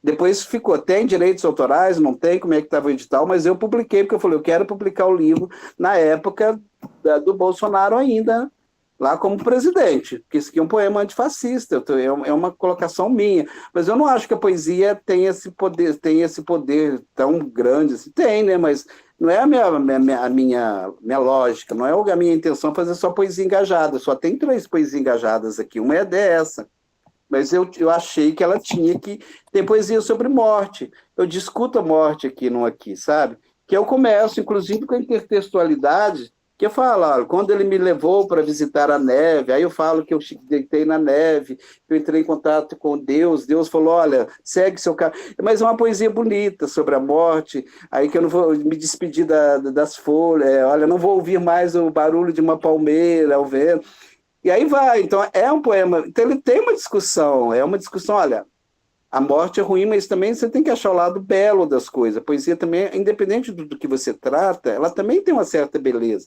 Então, tudo aqui, de uma certa forma, tem essa dos gatos, mesmo dos gatos, ele é uma coisa fechada. Eu vou falando dos gatos, né? Os gatos Baudelaire lá também seria até uma intertextualidade.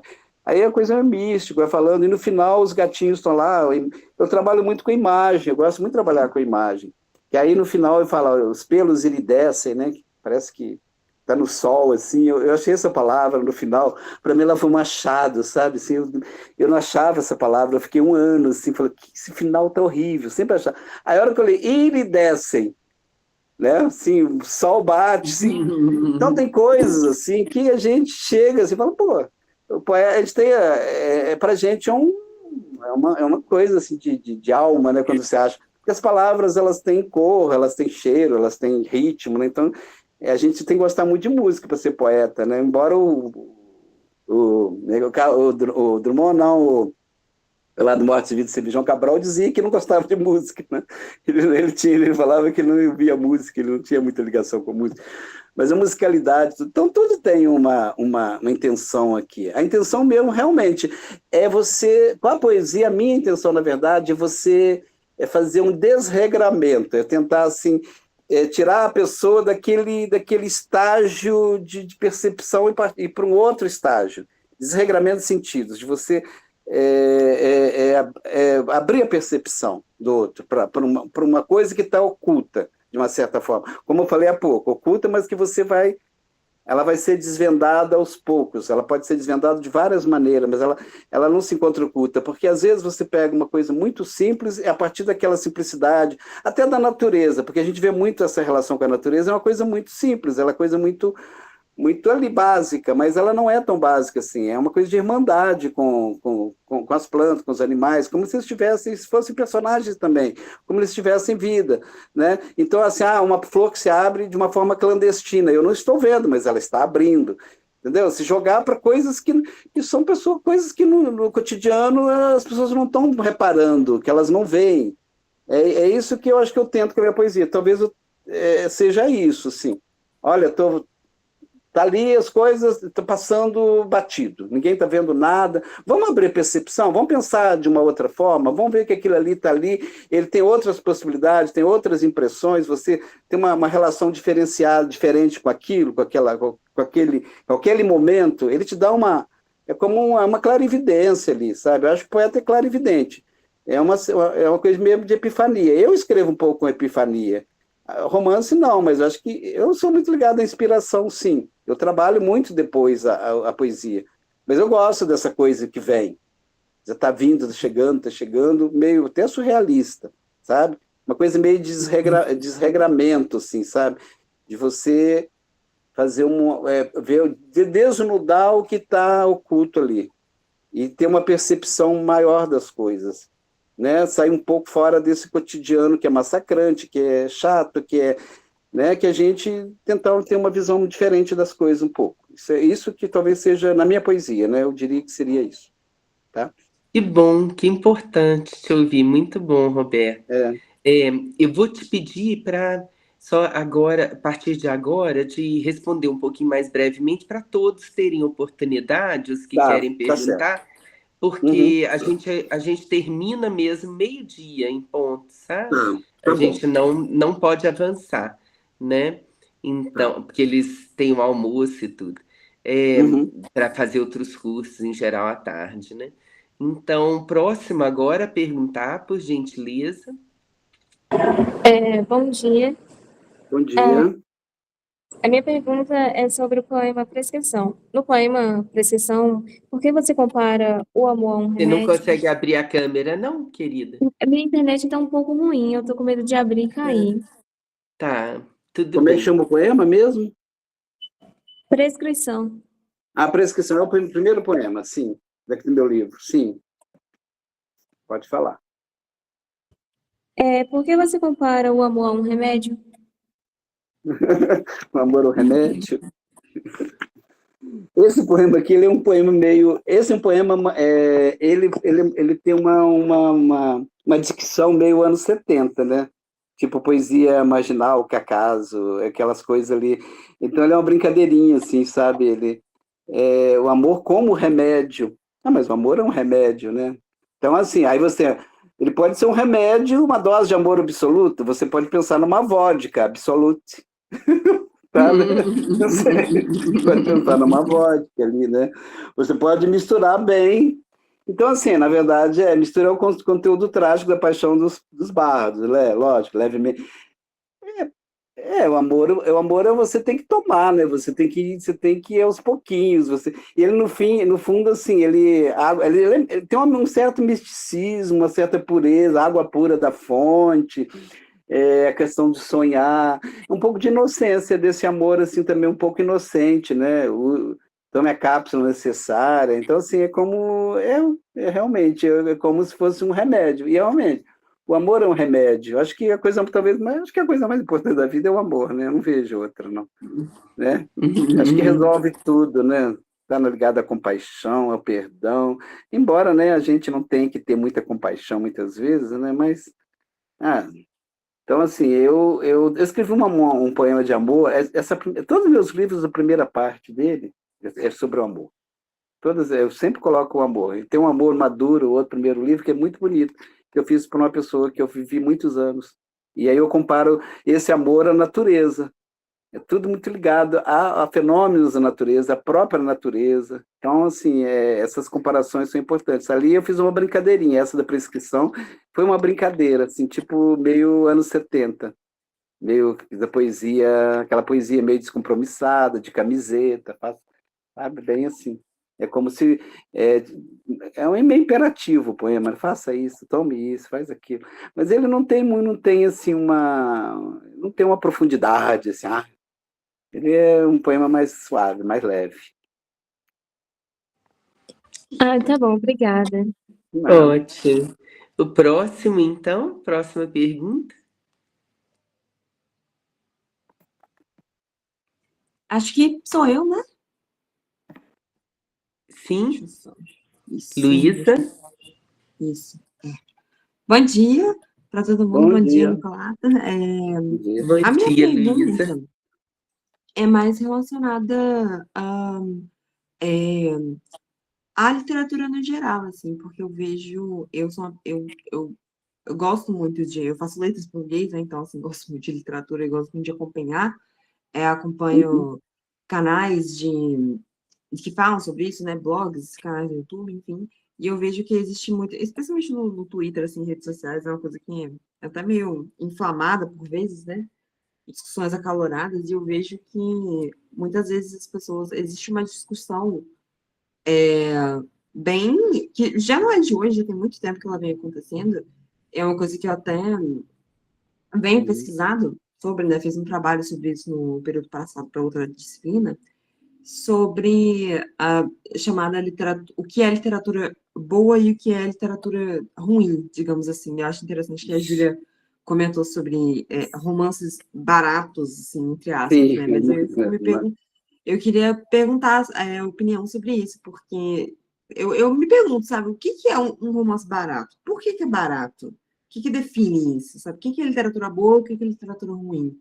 Sabe, por que que um livro comercial, um livro clichê, até, digamos assim, não pode ser considerado bom e ser analisado com o mesmo critério e seriedade que, Uhum. por exemplo, um livro mais inteligente, cabeçudo, sei lá, com a seriedade que esses livros, esse tipo de literatura é tratada. Então, eu queria. Que eu acho complicado isso, né? Eu acho que existe muita arrogância, especialmente no meio acadêmico, de essencialmente estudiosos, né, acadêmicos falarem, nossa, mas se você gosta disso, você tá burro, isso aqui não é coisa boa, Não, entendeu? Eu é. queria saber a sua opinião sobre isso. Não, se você vê, ó, Jabuti tem a categoria literatura de entretenimento. Ele já faz uma Sim, distinção, isso né? eu fico Entre a nervosa com isso, literatura gente. séria. Hein? Pois é. Não, é que tem uns best-sellers, essa literatura mais fácil de entender. Não, essa discussão é muito complexa, não é tão simples, né? A gente, porque, ó, você teve aquela professora, né? Professora crítica, assim, tradicional, antiga, já de muitos anos, né? Que é uma reconhecidamente, né? Eu esqueci até o nome dela, que ela fala que ela fala de alguns livros da. Qual que ela citou? Ela citou essa que ganhou o prêmio Nobel, a francesa, a Anne, esqueci o nome. Eu até li o livro dela e tem mais. Que, por exemplo, Itamar, ela fala que o livro dele que ele não é literatura. Nossa, houve uma discussão, isso teve até uma confusão. Aí já assim, um nível até mais além ainda, né? Porque aí já não está nem literatura e entretenimento, ela está dizendo que literatura é linguagem. Ela fala que literatura é linguagem, né? Que o importante é o autor trabalhar com a linguagem, o autor ter um estilo próprio e uma linguagem própria. Não é uma linguagem. Realmente, eu acho que às vezes tem muitos livros que tem, por exemplo, do Itamar é maravilhoso o livro dele. Eu acho o livro muito bom. Realmente, eu acho a linguagem dele uma linguagem que ela não é uma linguagem. Não precisaria ser um Guimarães Rosa, não é, na minha opinião, não é um Guimarães Rosa, nem deveria ser, não precisava ter uma linguagem experimental. Mas é uma linguagem muito comum, né? Assim, a linguagem, uma estrutura de linguagem normal, assim, dentro de uma estrutura de romance, né? Mas assim, eu acho que falta um pouco ali de um estilo mais próprio. Mas tudo bem, mas eu acho o livro maravilhoso, eu acho que mereceu o Jabuti tudo. Agora, essa questão toda eu não sei, eu acho que eu, por exemplo, eu tenho algumas restrições, assim, não que eu acho ruim, não acho ruim, assim, você ler o Harry Potter, essa linguagem, né, esses livros mais comerciais. Tem muito livro comercial que é muito bom também, isso também não quer dizer nada.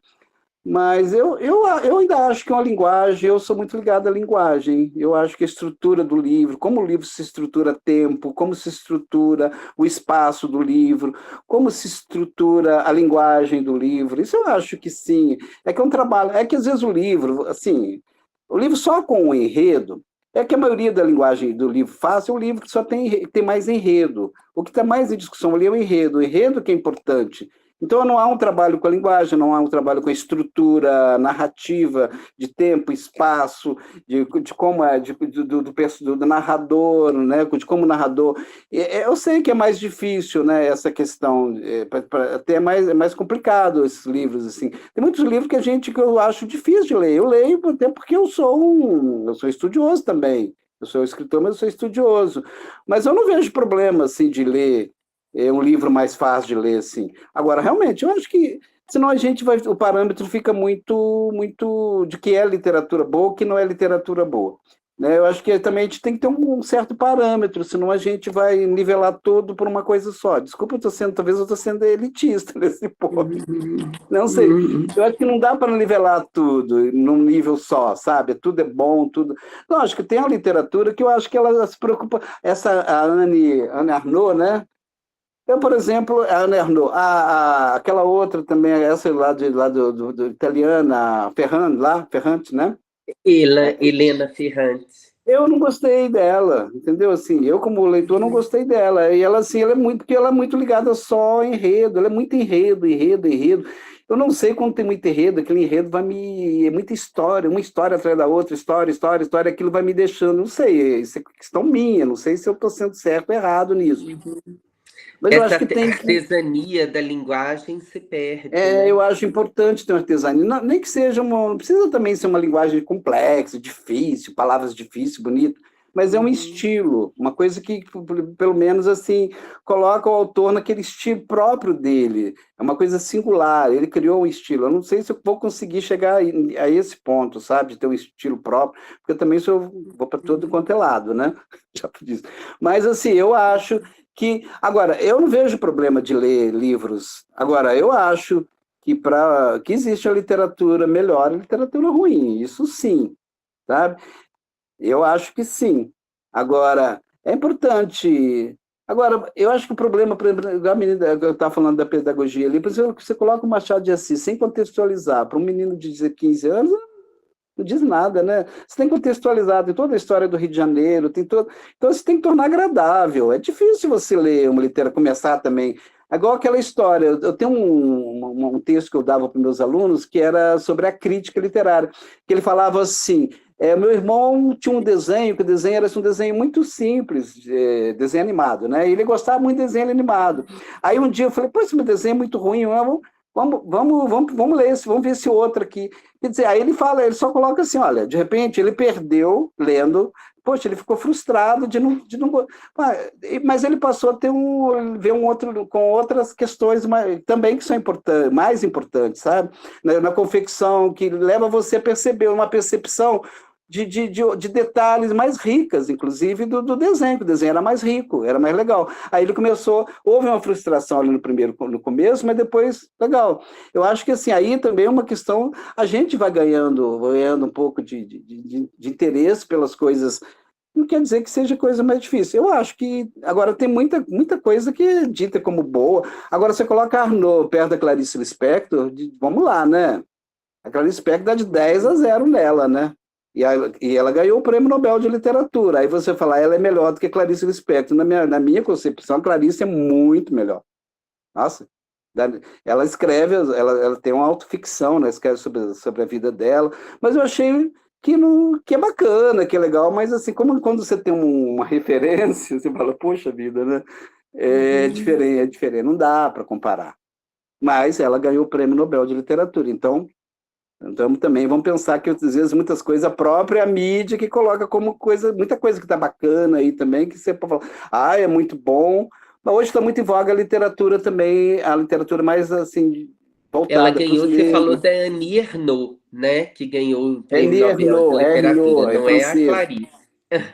Não, eu tô falando da Clarice, eu tô falando da comparação da Annie Ernaux com a Clarice. A Annie Ernaux ganhou o Nobel de Literatura, mas eu acho que o trabalho da Clarice é muito melhor do que o dela, na minha opinião. Sim. Eu acho que a Clarice que mereceria. Eu não, assim, aí como eu vejo que nós não ganhamos nenhum prêmio Nobel, né? Mas nós temos escritores muito bons. Mas isso é uma questão também de contexto. É incrível, porque nós estamos também num país. Mas tem uma questão política que influi também, né? É política. Mas vamos para a próxima pergunta, então. Vamos obrigada, pergunta, Luísa, muito obrigada. Imagina. Agora Obrigada, é Emílio ou Rafael que é primeiro, Emílio ou Rafael? Sou eu. Isso, Bom Rafael. dia a todos. Então. Bom dia, Nicolato. Bom dia. A minha pergunta é sobre o poema Davi. Se nesse poema você se refere ao personagem bíblico mesmo ou é só uma metáfora de alguém comum que mostra sua força em limites extremos, assim? Não, é o Davi mesmo da Bíblia. Na verdade, eu faço esse poema é sobre a estátua de Davi, de Michelangelo, que está na Itália, na Florença. Galeria Florença. E eu fiz assim, baseado na estátua de Florença. Entendeu? Sim. Então, então foi em cima do belo da arte, hein? O que levou você a usar Davi, então, nesse poema foi a estátua, a usar esse personagem bíblico? Não, é que a estátua, para mim, era assim, não, eu não sou religioso, eu sou católico, não praticante. Mas, assim, eu não pensei a questão religiosa no poema. A questão, ela é puramente de uma percepção estética e uma percepção de força, do que ele representa enquanto mito, enquanto personagem histórico ali, né? Histórico da força de Davi contra Golias. Então, do homem, aí eu coloco assim, porque o poema ele começa o homem que forjou a terra, ele começa em primeira pessoa, depois vai para a terceira pessoa, e ele cria, no final, ele cria uma narrativa, ele cria um movimento, né? Como se o Davi, como se você estivesse olhando a estátua e de repente ela pudesse ter vida e tudo que vai arremessar uma pedra contra um gigante, mas ele está ali, é em cima de uma estátua, de uma estátua que está ali, que realmente é emocionante você ver de perto, você ter esse prazer, essa possibilidade, para mim é um privilégio ter visto, né? E a concepção toda da escultura, né, do belo, e a força que tem. E aí eu tentei dar um caráter mais... É que eu teria que ver o poema. Mas eu tentei dar um caráter mais universal ali, sabe? Depois, o homem que forjou a terra. Aí, colocando na história... Aí você vê um pouco do caminhante também, aquele caminhante que viu as estrelas como companhia. Sempre há uma questão assim eu sempre me coloco um pouco esse poeta de frente para o universo. Como ele se olha o universo, como ele está dentro desse mundo, desse universo, desse mundo, e a concepção dali da força, da luta do homem, né, do homem né, um Davi contra um gigante, né, de como ele, né, e tudo com a pedra ele matar um Golias. Então assim, que o poema ele é muito claro, né, ele é muito para ser desvendado. Então ali você pode abrir diferentes tipos de leitura como a pessoa quiser, né? Então, mas assim, ele está muito ligado à beleza, assim, a beleza e essa questão do homem diante do universo, como ele se coloca diante do universo, né? E o Davi representando esse homem e o próprio homem poeta, como ele se coloca também nesse mundo aí, tendo o Davi como um personagem, né? Então foi nesse sentido. Mas foi muito de impressões. O poema foi feito de impressões. A questão depois da mensagem que está por trás, eu acho que é uma questão que fica para o leitor. Ela não está muito, eu não quis não ter muita clareza, assim, vou fazer isso pensando nisso. Acho que aí é uma percepção e que vem, que aparece, que vai em jogo de palavras. Né? Eu mudei depois o final, porque ele vai criando no final ele cria um movimento, ele passa de uma situação assim de contemplação para depois ela vai como se tivesse, você está vendo a estátua fosse mover e fosse tirar uma pedra, e aí, entendeu? Aí ela vai criando toda uma percepção em cima disso. Não dá para explicar, né? Às vezes. Cabe ao leitor interpretar, isso mesmo.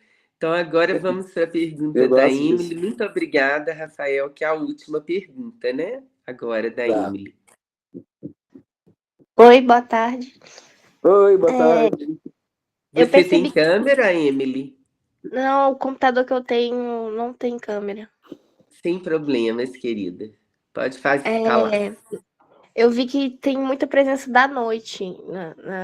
Aí eu queria te perguntar se a noite tem algum significado importante para você, se você é uma pessoa noturna, se você tem mais inspiração à noite. Eu achei muito legal as percepções de vocês, né? Assim, tempo, a noite, memória, sabe? Assim, acho legal isso. Assim, tentar ver coisas que se repetem, coisas que estão, de uma certa forma, são enfatizadas.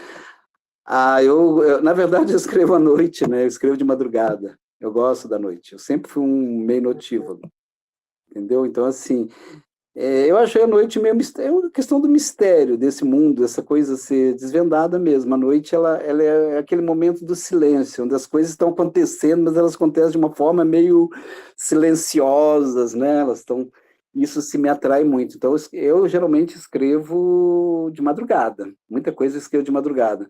E as ideias vêm de madrugada. Eu sei que de manhã a cabeça está mais tranquila, né? A gente, para pensar, está mais tá fresca, né? As ideias estão frescas ali. Mas eu não sei, eu gosto eu falo muito da noite, desse universo aí, que é um universo que você está solitário, sozinho. Que a literatura também é um momento de solidão, né? De você estar sozinho com o mundo, com as coisas, com você mesmo. E aí é de noite, né? Tudo. No litoral, por exemplo, quando eu ia para o litoral, nessa casa lá, era um lugar assim que era bem. Não tinha muita gente, não tinha muitas casas, não tinha prédio, nada, e você ouvia muito mar, sabe? O barulho do mar de noite. Então, era muito legal você ouvir o barulho do mar. Aí eu imaginava assim, poxa, o barulho vem da esquerda, o barulho vem da direita, o barulho está no meio, onde está? E eu via, e era muito legal, assim, sabe? Sentia-se esses barulhos que não são barulhos do homem, né? São barulhos da natureza mesmo. E de noite a gente escuta mais acho que eu acredito que eu escute o barulho mais da natureza do que do próprio homem, né?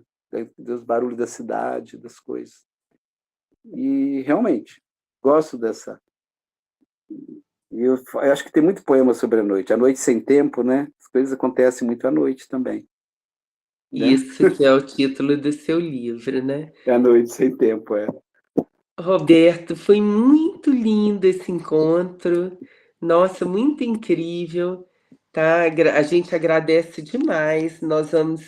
A Maria Fernanda sobe para o YouTube as nossas conversas, e aí eu vou mandar para você o link, você pode distribuir para amigos, tá? Como você quiser, né? Porque eu acho que vale a pena as pessoas assistirem e conhecerem um pouquinho mais da sua produção. Então, Legal. agradecemos muito, todos nós, tá? A sua disponibilidade em vir conversar conosco. E até a próxima, né? Vamos Nossa, continuar lendo Guilmar, você. eu agradeço, assim, de coração, sabe, essa oportunidade de falar com os alunos. Nossa, esses momentos, assim, são momentos, assim, raros, né? Porque a gente está falando diretamente com as pessoas, com os leitores, com as pessoas interessadas em literatura, e falar sobre literatura, para mim, assim, eu me sinto muito bem, eu curto falar, independente de falar, eu estou falando dos meus livros, mas é uma coisa bacana, né? Então, eu Sempre, fiquei né? feliz, foi muito bom, a conversa foi muito legal, é muito interessante as perguntas, foi muito legal. Acho que até eu pude, assim, também de pensar algumas coisas que eu não estava pensando, sabe? Isso Aham. A abre gente possibilidades, né? descobre coisas, né, dentro da gente, né, quando a gente fala É, para os outros também, né? isso é legal, tá bom? Mas não, eu gostei, eu Aham. fiquei feliz com isso, tá? Ótimo, que bom então. Então, muito obrigada, né? Um abraço a todos.